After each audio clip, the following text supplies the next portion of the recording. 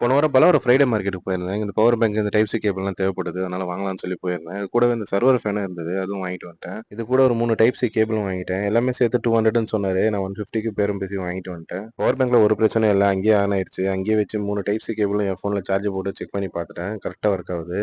அப்புறம் இந்த சர்வர் ஃபேன தான் ரொம்ப நாளா தேடிட்டு இருந்தேன். எனக்கு கிடைக்கவே இல்ல. அதிகபட்சம் 1 வருஷமா தேடி இருந்திருப்பேன். ஆனா இது தேடினதுல எனக்கு ஒரு பெரிய ஃபேன் கிடைச்சது. அத நான் ஏற்கனவே வீடியோல போட்டிருப்பேன். வேணும்னா சொல்லுங்க, அதையும் நான் காட்டுறேன். இந்த ஃபேன் வந்து நார்மல் ஃபேன் கிடையாது. சர்வர்ல யூஸ் பண்ற ஃபேன்ல ரொம்ப ஓவரா ஸ்பீடு வரும். சவுண்ட் ஓவரா இருக்கும். காத்து செம்ம காத்து அடிக்கும். சவுண்ட் கேட்டா உங்களுக்கே தெரியும். இது எனக்கு தெரிஞ்சு பேட்டரி கொஞ்சம் லோ வோல்டேஜா இருக்குன்னு நினைக்கிறேன். நான் வேற பேட்டரியில போட்டு காட்டுறேன். ஒண்ணும் இல்லங்க, ஸ்கிராப்ல வர பவர் பேங்க் பேட்டரி எல்லாம் பிஎம்எஸ்ல கனெக்ட் பண்ணி ஒரு 12 வோல்ட் கனெக்ட் பண்ணேன். இதுக்கும் கரெக்டா 10 வோல்ட்டுக்கு மேல தான் இருக்கு. ஃபேன் பார்க்கறதுக்கு சின்னதா இருந்தாலும் காத்து செம்ம ஸ்பீடா இருக்கு. இது ஒரு வீடியோல தான் இந்த ஃபேனை பார்த்துட்டு வாங்கணும்னு சொல்லி ஆசைப்பட்டேன். ஏன்னா இந்த ஃபேன்ல அந்த அளவுக்கு காத்து வரும்னு சொல்லி போட்டிருந்தாங்க. அதனால ரொம்ப நாளா தேடி இருந்தேன். எப்படியோ ஒரு வழியா கிடைச்சிருச்சு. அங்க 2 ஃபேன் தான் இருந்தது. அதனால 2மே வாங்கிட்டு வந்துட்டேன். இந்த 2 ஃபேன் வச்சு 2 எக்யூப்மெண்ட் செய்யலாம்னு இருக்கேன். உங்களுக்கு ஏதாவது ஐடியா இருந்ததுன்னா மேல கமெண்ட் பண்ணுங்க.